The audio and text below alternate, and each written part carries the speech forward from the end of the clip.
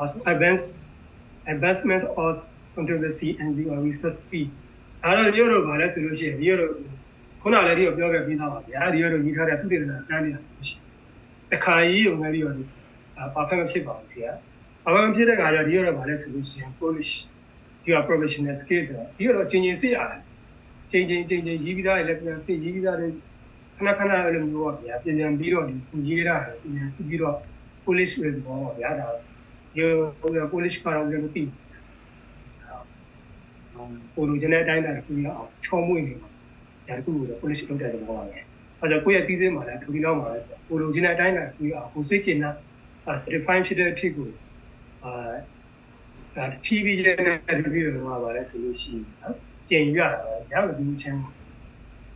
အဲ့လို professional skill လုပ်တဲ့နေရာလို့ပါလဲဆိုလို့ရှိရင် language matter especially direct quotations presence and summarizing and reference check ဒီ language skill ပါပဲဒီ language မှာဘာသာပြန်နဲ့ပတ်သက်တဲ့ဒီ writing တွေပါပဲဘာမှဆိုလို့ရှိရင်ဒါတွေကတော့ဒီအောင်မပြောပါဘူးဗျာဒီနေ့ပြန်ပြောလို့တော့ဝီယိုဒါနေပြီးတော့ဒါတွေရှင်းပြပါလိမ့်မယ်ဗျာအဲ့ဒါဒီကတော့ဒီ language skill မှာဆိုလို့ရင် direct quotation လုပ်တာဒီ paraphrasing လုပ်တာဒီ summarizing လုပ်တာဒီနောက် reference ပြီးတာဒါတွေဆိုလို့ရှိရင်ဒီရောက်နေပါဆိုလို့ရှိရင်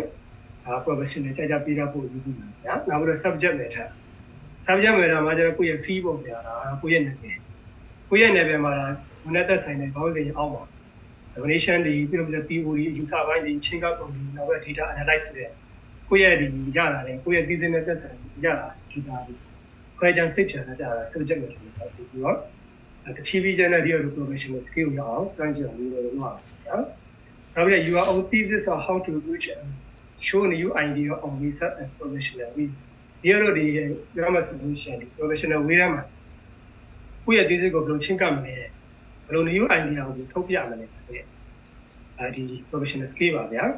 ကိုယ့်ရဲ့ contribution တွေဘယ်လိုထုတ်မလဲစာရီအပြင်ပေါ့ဗျာ objective တွေဘယ်လိုထုတ်မလဲကိုယ့်ရဲ့ thesis ကိုစိတ်ဝင်စားဖြစ်အောင်ဘယ်လိုဆွဲဆောင်ပြီးတော့မှကိုယ့်ရဲ့ thesis ကိုပြောမယ်ဆိုလို့ရှိရင်သုတေသနနယ်ပယ်ထဲမှာ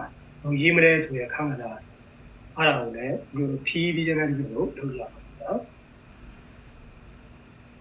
နောက်တစ်ခုကဘာလဲဆိုလို့ရှိရင်ဒါလည်းဒီချက်ကလည်းတော်တော်ကိုရေးကြည့်တဲ့ပိုင်းပါဗျာ objective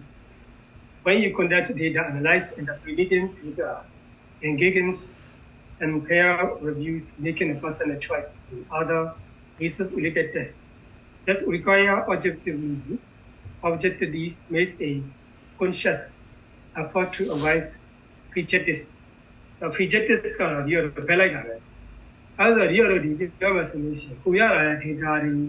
data source တွေကိုပြောမှဆိုခွဲခြားစိတ်ဖြာပြီးဆိုလို့ရှိရင်စာဖတ်ပြီးကိုယ့်ရဲ့စာတွေကိုကိုယ့်ရဲ့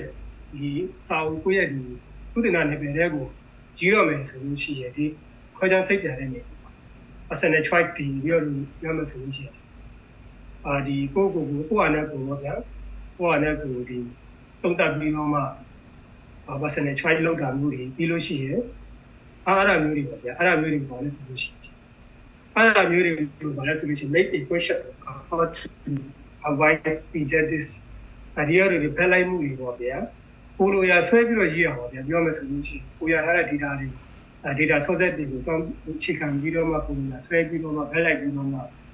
အမှန်ကိုမှန်တိုင်းမရေးဘဲနဲ့ဒီဖက်လိုက်ပြီးရေးခါကလည်းလေ a conscious effort ပြောတော့ပါဒီထားလို့ဟုတ်လားconscious နောက်ပြီးတော့ reduces indicated bias set decision ဒါတွေပြောရပါလဲဆိုပြီးဘယ်လိုက်မှုဟာဒီပြီးလို့ရှိရင်ပြောမယ်ဆိုလို့ရှိရင် set decisions ကို